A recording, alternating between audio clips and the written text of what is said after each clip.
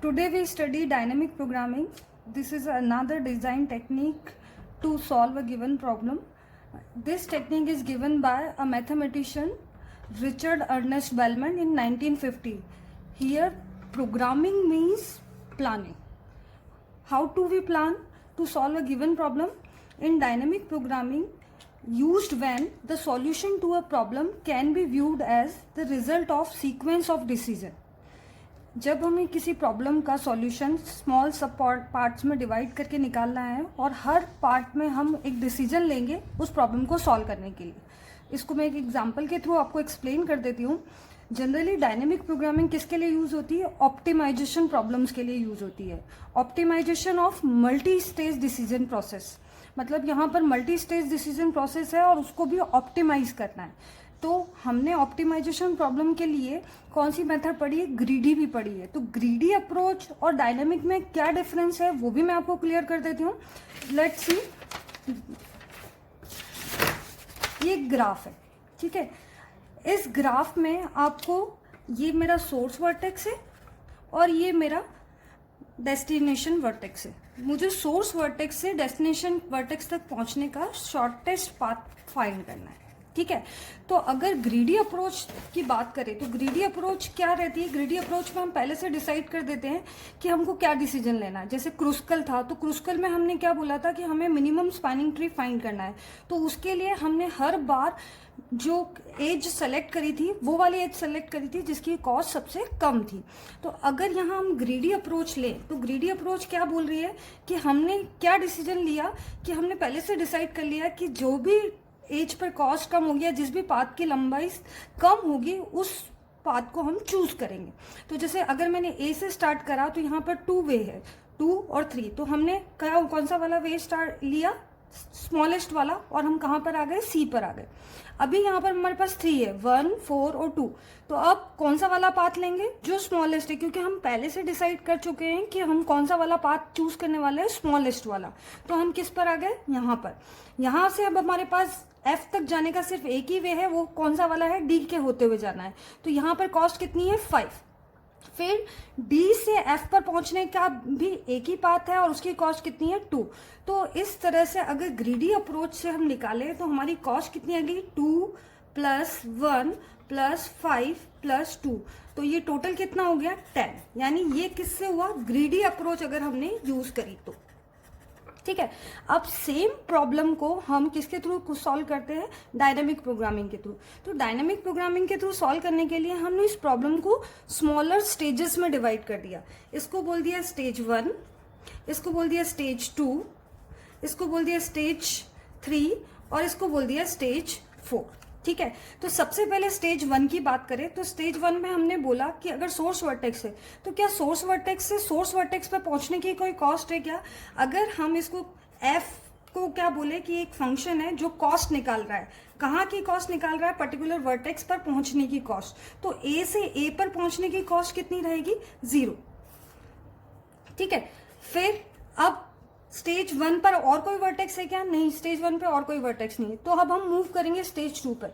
Stage 2 पे हमारे पास 2 vertex है, ठीक है. तो सबसे पहले अगर सी की बात करें तो सी पर पहुंचने के कितने पाथ है? सिर्फ एक ही पाथ है और वो कहाँ से आ रहा है? ए से आ रहा है. तो इसका मतलब सी पर पहुंचने की कॉस्ट कितनी हो गई? 2, क्योंकि यहाँ पर एक ही पाथ अवेलेबल है, ठीक है.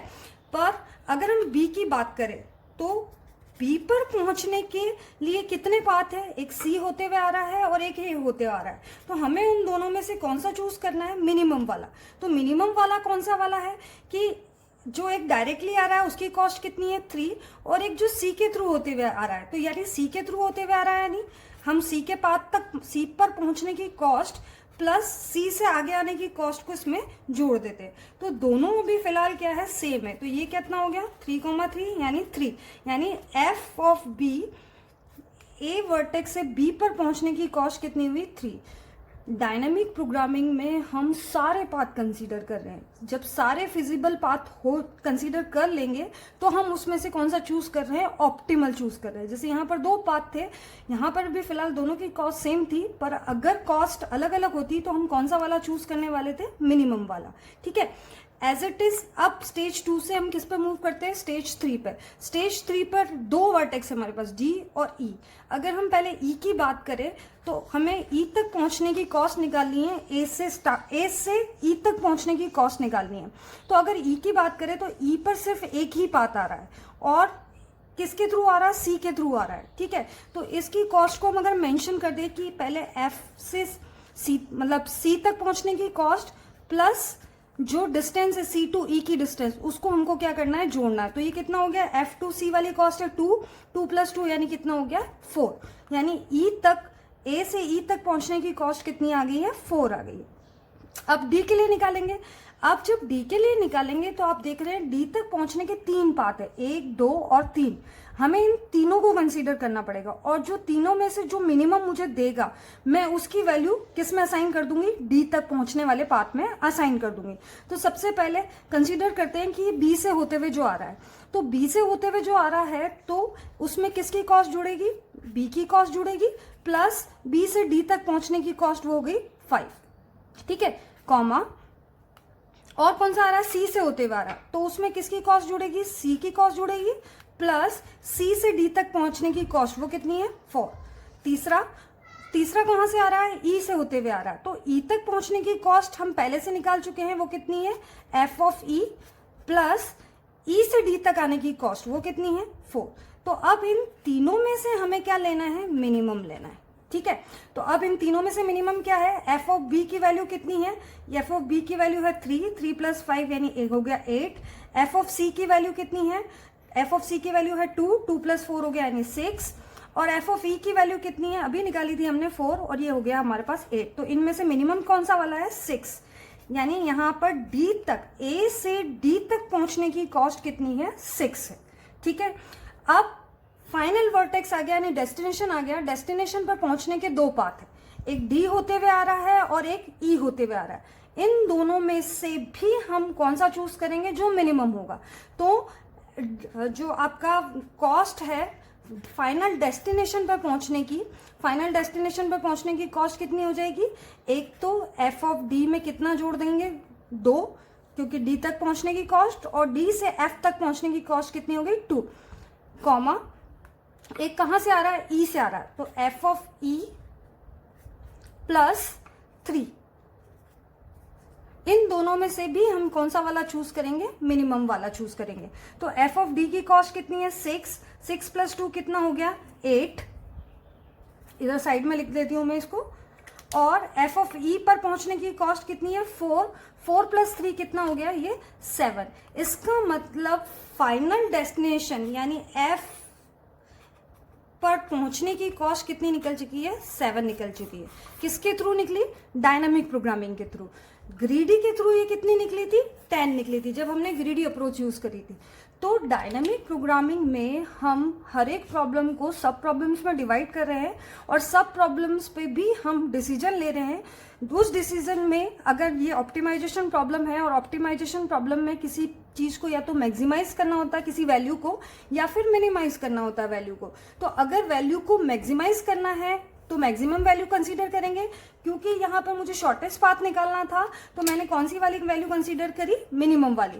और मुझे सारे पॉसिबल पाथ को कंसीडर करना पड़ा और उन पॉसिबल पाथ में से मुझे मिनिमम चूज करना, यानी हर एक स्टेज पे मैंने डिसीजन लिया और उस डिसीजन को फॉलो करते हुए फाइनल आंसर निकाला।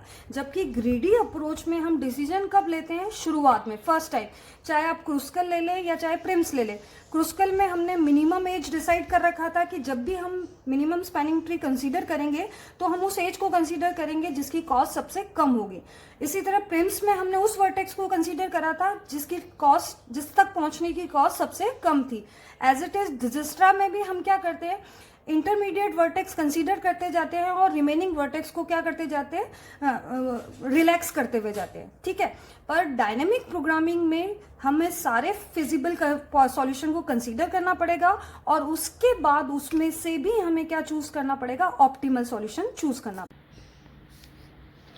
तो शॉर्टेस्ट पाथ डायनेमिक प्रोग्रामिंग से क्या हो गया, ए टू हम सी आए, सी टू ई और E2 कहाँ पर आए, F, यानी पाथ हो गया A, C, E और F और कॉस्ट कितनी हो गई 7। और ग्रीडी के थ्रू पाथ कौन सा चूज करा था हमने, A टू हम C आए थे, C से B पर गए, B से D पर गए और D से किस पर आए, F, और पाथ की कॉस्ट कितनी आई, 10।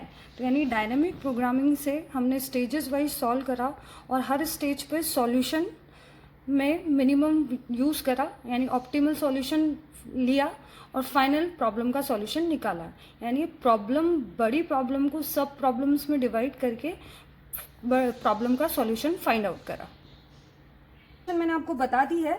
अब डायनेमिक प्रोग्रामिंग की जो दो प्रॉपर्टीज रहती है, आप बोल दें कि डायनेमिक प्रोग्रामिंग में दो इंपॉर्टेंट कंपोनेंट रहते हैं। एक होता है ऑप्टिमल सब स्ट्रक्चर प्रॉपर्टी और दूसरा ओवरलैपिंग सब प्रॉब्लम्स। ठीक है, इन दोनों को मैं अभी आपको डिस्कस करके बता देती हूँ कि ये दोनों कंपोनेंट्स क्या बोल रहे हैं। इसके अलावा जो डायनेमिक प्रोग्रामिंग है वो किस पे वर्क करती है, प्रिंसिपल ऑफ ऑप्टिमलिटी। ये सबसे इंपॉर्टेंट टर्म है, ये लिखना होगा आपको जब इंट्रोडक्शन लिखने को आता है डायनेमिक प्रोग्रामिंग का। प्रिंसिपल ऑप्टिमलिटी, प्रिंसिपल ऑप्टिमलिटी क्या कहता है, principle of optimality, principle optimality कहता है कि in optimal sequence of decision और choices each sub sequence must also be optimal. Every stage we take a decision and decision must be optimal. इसका कहने का मतलब क्या है कि अगर आपको A से B तक जाना है, ठीक है, और ये वाला जो A टू B तक जाने वाला पाथ अगर ऑप्टिमल है, ठीक है, तो ऑप्टिमल पाथ आपने निकाल लिया है और आपने देखा कि जो पाथ A टू B है वो आपका ऑप्टिमल सॉल्यूशन निकला। अब लेट्स अज्यूम कर लेते हैं कि इनके बीच में एक C इंटरमीडिएट वर्टेक्स और था, ठीक है। तो जब अगर C इंटरमीडिएट वर्टेक्स था, इसका मतलब A टू B तक जाने का रास्ता किससे होते हुए आया होगा, C से। इसका मतलब जो ऑप्टिमल सॉल्यूशन है, optimal solution to reach A to B, A से B तक पहुंचने वाला किसके बराबर होगा, A से C तक पहुंचने के बराबर प्लस C से B तक पहुंचने के बराबर। और ये हम ऑलरेडी फाइंड कर चुके हैं कि ऑप्टिमल सॉल्यूशन है। पर अगर लेट्स अज्यूम कि ये एक और पाथ है, ठीक है, इसको बोल देते हैं K1। इस K1 पाथ, ये जो पाथ निकाला मैंने, ये बोल रहे हैं कि ये A टू C तक जो रास्ता है ये वाला, ये इससे मिनिमम है। इसका मतलब क्या हो गया कि अगर ये मिनिमम है तो इसका मतलब ये हो गया कि A से ये जो वाला, इसको बोल देते हैं जो K1 से होते हुए आ रहा है, इसको C स्टार से मेंशन कर देते हैं कि ये AC स्टार वाला पाथ है। तो ये AC स्टार वाला पाथ किससे छोटा हो गया, AC से अगर छोटा है तो इसका मतलब ये जो ऑप्टिमल पाथ हमने निकाला ये पॉसिबल नहीं होगा। क्यों, क्योंकि हर वक्त अगर हमने C वर्टेक्स चूज करा है तो कौन सा वाला पाथ चूज करा है, अगर A टू C वाला पाथ चूज करा है तो इसका मतलब यही ऑप्टिमल होगा। ये इससे क्या होगा, बड़ा होगा। अगर बड़ा हुआ होगा तभी हमने इसको चूज नहीं करा होगा, हमने कौन सा वाला चूज करा होगा, मिनिमम वाला चूज करा होगा। तो प्रिंसिपल ऑफ ऑप्टिमलिटी क्या कहती है कि एक जगह से दूसरे जगह तक जाने के लिए हमने शॉर्टेस्ट पाथ चूज करा और शॉर्टेस्ट पाथ में अगर कोई इंटरमीडिएट वर्टेक्स आया तो उसमें भी हमने, अगर हमारे पास दो चॉइसेस है, फर्स्ट और सेकंड दो चॉइसेस है, तो उसमें से भी हमने कौन सा वाला चूज करा, जो ऑप्टिमल था, जो मिनिमम था। क्योंकि यहाँ पर मुझे शॉर्टेस्ट पाथ निकालना है, इसलिए मैंने यहाँ पर मिनिमम डिस्टेंस की बात करी। तो इन दोनों से में से भी कौन सा वाला चूज करा, जो ऑप्टिमल था। तो ये कौन सी वाली प्रॉपर्टी, ये क्या है, प्रिंसिपल ऑफ ऑप्टिमलिटी, या फिर आप इसको बोल सकते हैं ऑप्टिमल ऑफ सब स्ट्रक्चर प्रॉपर्टी। कि आप अगर आप किसी बड़ी प्रॉब्लम को छोटी छोटी सब स्ट्रक्चर्स में डिवाइड कर रहे हैं तो सब स्ट्रक्चर भी जो चूज कर रहे हैं वो क्या होने चाहिए, ऑप्टिमल होने चाहिए। ऑप्टिमल, या तो आप किसी चीज को मैक्सिमाइज कर रहे हैं, किसी वैल्यू को मैक्सिमाइज कर रहे हैं, या फिर किसी वैल्यू को मिनिमाइज कर रहे हैं। ठीक है, तो अब जो आपका डायनेमिक प्रोग्रामिंग है, डायनेमिक प्रोग्रामिंग में ओवरलैपिंग सब प्रॉब्लम्स क्या होती है वो भी मैं आपको बता देती हूँ। पर पहले, इससे पहले मैं आपको दो चीजें और बताना चाहती हूँ कि डायनेमिक प्रोग्रामिंग को दो तरीके से सॉल्व कर सकते हैं, एक मेमोजाइजेशन और दूसरा tabulation method. What is the difference between memoization and tabulation? Memoization मतलब मेमोराइज करना। अब मेमोराइज क्या करना है, आप डायनेमिक प्रोग्रामिंग को ऐसा बोल सकते हैं कि ये recursion with common sense.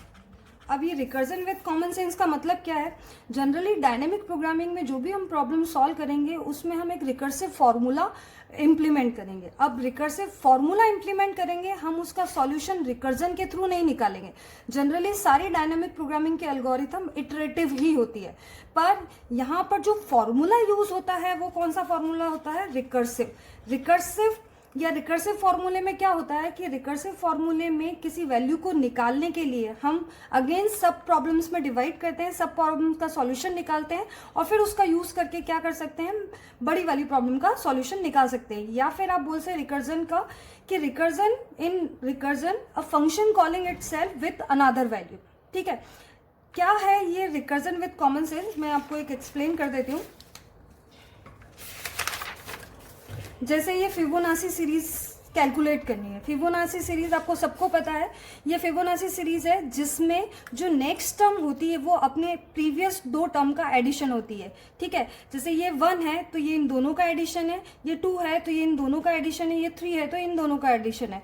Fibonacci series का मैंने एक रिकर्सिव फंक्शन लिखा है यहाँ पर कि ये कैसे कैलकुलेट करा है कि अगर ये रिकर्जन के थ्रू बनाया है, ये लिखा है इसका प्रोग्राम मैंने कि अगर आप कोई वैल्यू पास करते हैं तो वो अगर 1 से छोटी है तो आपको रिटर्न क्या करना है? 1 या 1 से छोटी है तो उसको रिटर्न डायरेक्टली रिटर्न करना है, नहीं तो फंक्शन को किस किस से कॉल करना है? -2, n-2 और n-1 से कॉल करना है। हम फिबोनाची को हम चाहते हैं कि हम इसके 5th टर्म को कैलकुलेट करना चाहते हैं। ठीक है, तो अगर 5th टर्म को कैलकुलेट करना चाहते हैं इसका मतलब n कितना हो गया इस जगह पर? n हो गया है मेरा 5। क्या 5 इससे 1 से छोटा है? नहीं, 5 1 से छोटा नहीं है, तो ये इधर आ गया। अब यहाँ पर आ गया तो यहाँ पर क्या हो रहा है? रिकर्सिव कॉल हो रहा है। रिकर्सिव कॉल में क्या कर रहे हैं? फंक्शन अपने आप को दो वैल्यूज, किस वैल्यू से कॉल कर रहा है? 5 - 2 से, यानी इसको इधर लिख देते हैं कि ये किससे कॉल कर रहा है? फिब 3 से, और इस साइड हम किससे कॉल कर रहे हैं? फिब 4 से। ठीक है, ये n-2 है और ये n-1 है। नेक्स्ट टाइम अगर हमने n की वैल्यू 3 पास करी इधर वाले फंक्शन में तो ये 3 क्या <1 है? नहीं, वापस से ये फंक्शन अपने आप को कॉल करेगा। किन किन वैल्यू से कॉल कर रहा है?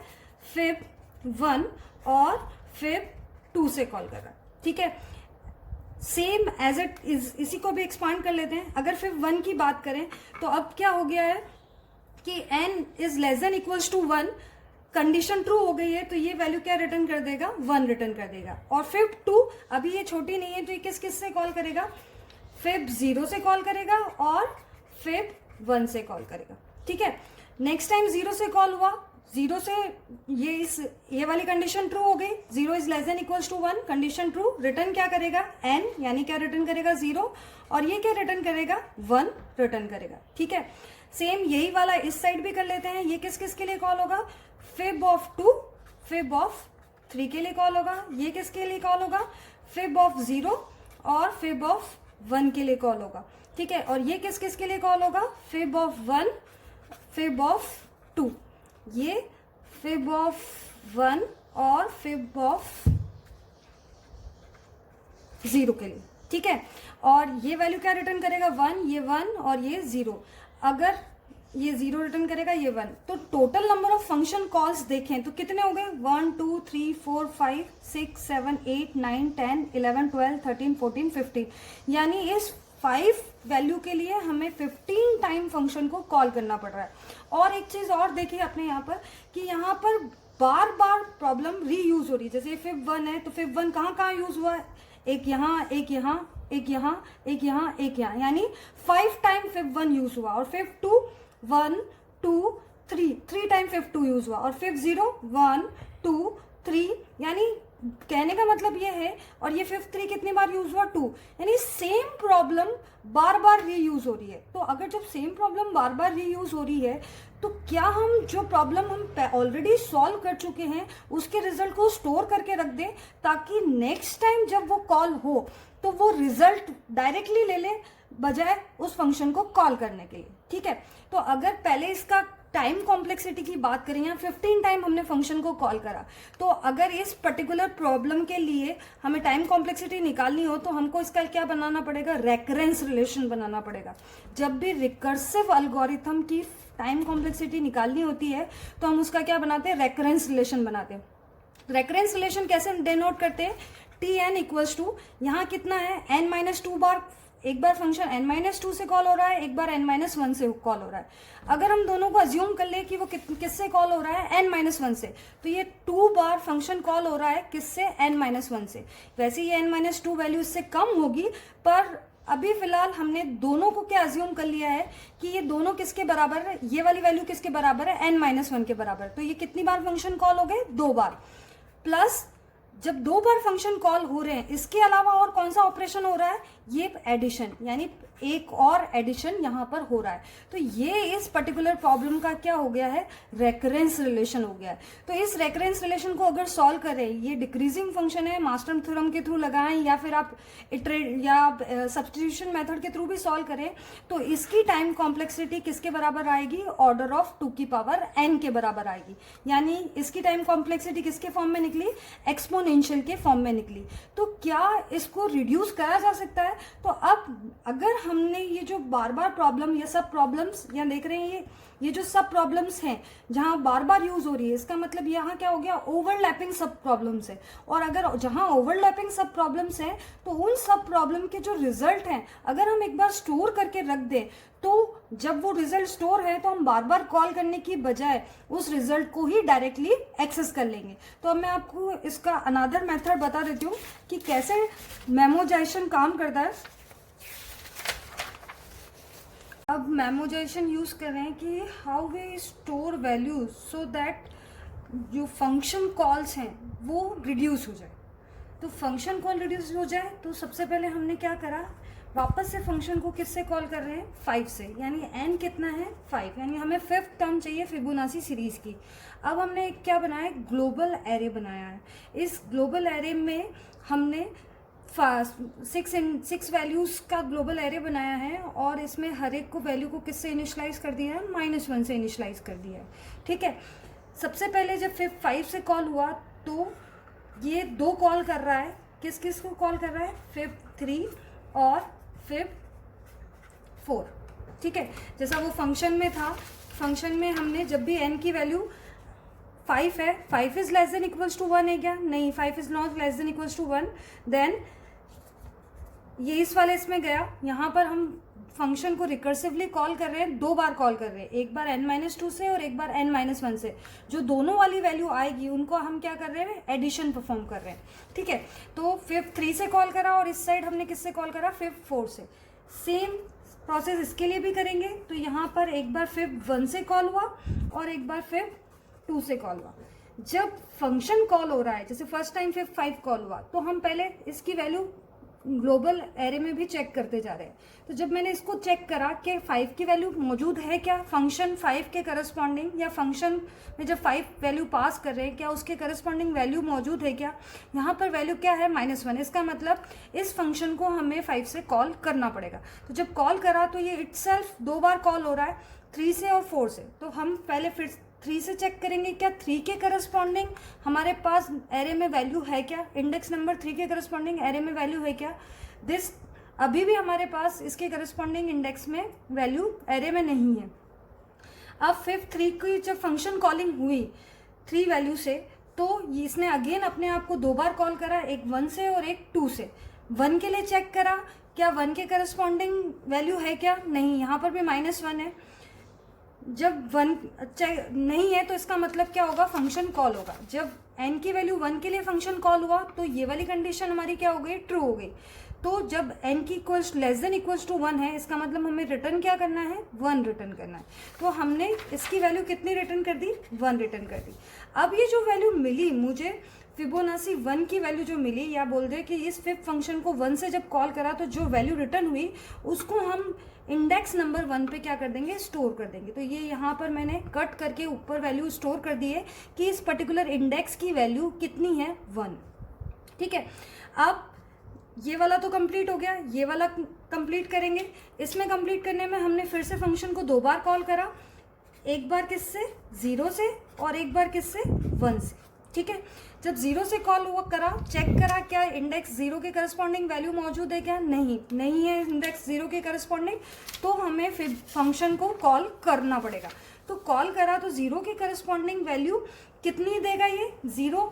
अगर 1 या 1 से छोटी होगी तो हमें सेम वैल्यू को ही रिटर्न करना है, यानी n को ही रिटर्न करना है। तो ये वैल्यू कितनी मिल गई मुझे? 0।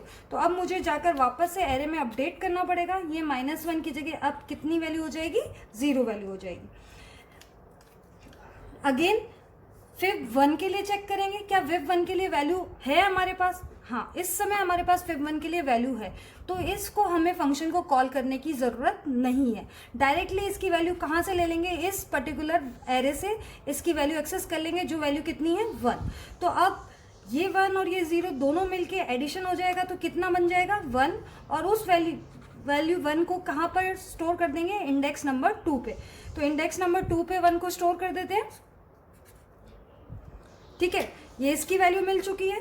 यहाँ पर ऊपर आए तो यहाँ पर 3 की वैल्यू क्या क्या हो जाएगी? इस साइड से 1 है और इस साइड से 1 है, दोनों ऐड होगा तो कितना हो जाएगा? 2। और उसको किस इंडेक्स पे स्टोर कर देंगे? इस इंडेक्स में जाके स्टोर कर देंगे। ठीक है, अब fib3 की वैल्यू है मेरे पास और वो मैंने अपडेट भी कर दी है। अब राइट हैंड साइड पर आते हैं, fib4 के लिए सेम कैलकुलेशन करना शुरू करते हैं।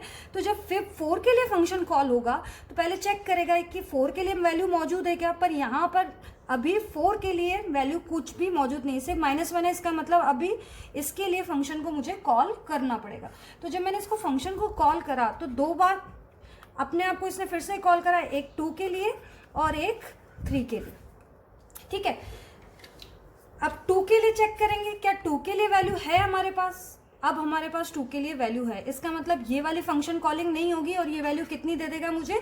1। और वो कहाँ से देगा? एरे में से रीड करके दे देगा। fib3 के लिए भी चेक करेंगे, क्या 3 इंडेक्स के करस्पॉन्डिंग वैल्यू है क्या? हाँ, 3 के करस्पॉन्डिंग भी हमारे पास वैल्यू है। इसका मतलब ये वाली फंक्शन कॉलिंग भी यहाँ पर नहीं होगी। तो अब इसकी वैल्यू भी डायरेक्टली मुझे कहाँ से मिल गई? इस ग्लोबल एरे से मिल गई। तो अब ये दोनों वैल्यू जो है इनका एडिशन होके रिटर्न होगा और ये किस में स्टोर हो जाएगा? 4th नंबर के इंडेक्स में स्टोर हो जाएगा। तो कितना हो गया? 2 + 1 कितना हो गया? 3। यानी ये वाली 4 इंडेक्स की वैल्यू कितनी हो गई है? 3 हो चुकी है। ठीक है, फिर मूव फॉरवर्ड हो गई। इसकी वैल्यू मुझे मिल चुकी थी, कितनी मिली थी? 2। और इसकी वैल्यू आ चुकी है 3। इन दोनों की वैल्यू का एडिशन होगा और ये वैल्यू किसकी बन जाएगी? fib5 की बन जाएगी। यानी यहाँ पर भी ये वैल्यू रिमूव होके चेंज होके कितनी हो जाएगी? 5। इंडेक्स नंबर 5 की वैल्यू कितनी चेंज हो जाएगी? 5 चेंज हो जाएगी। तो अब देखें कि हमारे कितने number of time function call हुआ। पहली बार फंक्शन यहाँ 1, 2, 3, 4, 5 एंड 6, यानी यहाँ पर फंक्शन कितनी बार कॉल हुआ? 6 टाइम कॉल हुआ। 6 टाइम फंक्शन कॉलिंग हुई। तो अगर n 5 है तो फंक्शन कितनी बार कॉल हो रहा है? 6 टाइम कॉल हो रहा है। इसका मतलब n की कोई भी वैल्यू होगी तो ये फंक्शंस कितनी बार कॉल होने वाले हैं? n+1 टाइम्स कॉल होने वाले हैं। तो फंक्शन जब n+1 टाइम कॉल होने वाले हैं तो इसकी टाइम कॉम्प्लेक्सिटी किसके ऑर्डर की हो जाएगी? ऑर्डर ऑफ n की। पहले जब इसकी टाइम कॉम्प्लेक्सिटी हमने देखी थी तब हमने अगर 5 से कॉल करा था तो 15 टाइम फंक्शन कॉल परफॉर्म हुए थे, 15 टाइम फंक्शन कॉलिंग हुई थी। तो इसका मतलब ये जो टाइम कॉम्प्लेक्सिटी जो एक्सपोनेंशियल के फॉर्म में आ रही थी अब वो किस में रिड्यूस हो गई? पॉलिनोमियल में रिड्यूस हो गई, यानी लीनियर टाइम में कन्वर्ट हो गई है। तो मेमोजाइजेशन का फायदा क्या हुआ कि मेमोजाइजेशन में हमने क्या करा? मेमोराइज करी वैल्यूज, जो वैल्यूज या जो फंक्शन बार बार यूज हो रहे थे। जैसे ये fib1 कितनी बार टाइम यूज हो रहा था? 1, 2, 3, 4, 5 टाइम fib1 वैल्यू से कॉल हो रहा था। तो 5 टाइम फंक्शन कॉल हो रहा था और जब हमने एक बार उसकी वैल्यू स्टोर कर ली तो 4 टाइम जो स्टोर्ड वैल्यू थी हमने उसको यूज कर लिया। इसी तरह fib2 भी कितनी बार कॉल हो रहा था? 1, 2 और 3, ये भी 3 टाइम कॉल हो रहा था। तो हमने क्या करा? वैल्यूज को मेमोराइज करके ये फंक्शन कॉलिंग को रिड्यूस कर दिया। तो मेमोजाइजेशन का फायदा हो गया कि हमारी जो एक्सपोनेंशियल टाइम कॉम्प्लेक्सिटी थी वो लीनियर टाइम या पॉलिनोमियल टाइम में कन्वर्ट हो गई। ठीक है, तो मेमोजाइजेशन कैसी टेक्निक है? Top down technique. Top down क्यों बोल रहे हैं? क्योंकि यहाँ हमने किससे शुरू करा? 5 से शुरू करा। कैलकुलेट करते हुए ये इसका ट्रेसिंग ट्री है। ट्रेसिंग ट्री में हम कब तक कैलकुलेट करते गए? जब तक कि फाइनल वैल्यू ये रिटर्न नहीं कर देता। यानी आपने टॉप यानी जो इसकी बड़ी प्रॉब्लम है उससे शुरू करा और कब तक करते गए? जब तक कि स्मॉल प्रॉब्लम नहीं हो जाती। जब स्मॉल प्रॉब्लम हो गई तो उसकी वैल्यू रिटर्न हो गई और रिटर्न होके ऐड होके नेक्स्ट फंक्शन के लिए वो वैल्यू यूज हो गई। तो जो आपका मेमोजाइजेशन है उसमें रिकर्जन का यूज़ होता है और ये टॉप डाउन टेक्निक है। जनरली डायनामिक प्रोग्रामिंग में मेमोजाइजेशन में रिकर्जन का यूज़ हो रहा है। इसका मतलब जो टेक्निक है वहाँ पर हम क्या कर रहे हैं, रिकर्जन के साथ कॉमन सेंस का यूज़ कर रहे हैं। कॉमन सेंस मतलब जब बार बार रिकर्सिव कॉल हो रहे हैं तो अगर सेम टाइप के रिकर्सिव कॉल है तो हमने क्या कर दिया, एक का रिजल्ट उठा के स्टोर कर दिया और उस रिजल्ट फंक्शन को कॉल करने की बजाय उस रिजल्ट को यूज़ कर लिया। तो इससे हमारा टाइम बच गया, कंप्यूटेशनल कॉस्ट भी कम हो गई। अब नेक्स्ट टेक्निक यूज़ करते हैं वो है टेबुलेशन, कि टेबुलेशन का यूज़ करके कैसे डायनेमिक प्रोग्रामिंग के थ्रू प्रॉब्लम को सॉल्व करा जा सकता है।